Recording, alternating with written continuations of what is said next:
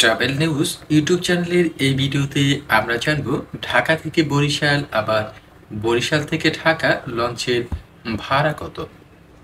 আপনি যদি ভ্রমণ বিষয়ক নানা ধরনের পরামর্শ, তথ্য, প্রশ্নের উত্তর জানতে চান, ট্রাভেল নিউজ চ্যানেলটি সাবস্ক্রাইব করে রাখুন।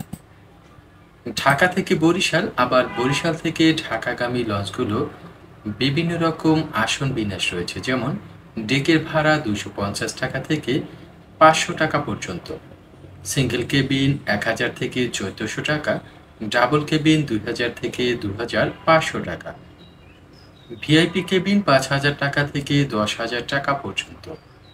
এছাড়াও ঢাকা থেকে বরিশাল রুটে চলাচলকারী লঞ্চগুলোতে এসি কেবিন এবং নন এসি কেবিন উভয় পাওয়া যায়। তবে অনেক ক্ষেত্রে লঞ্চগুলোর কম্পিটিশন পারাপারিতে টিকিটের মূল্য আরও কম দামেও কিনতে পাওয়া যায়।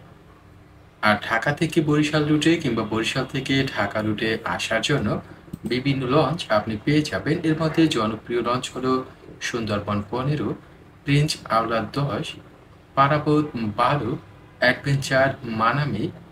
এছাড়াও ঢাকা থেকে নতুন নতুন আরো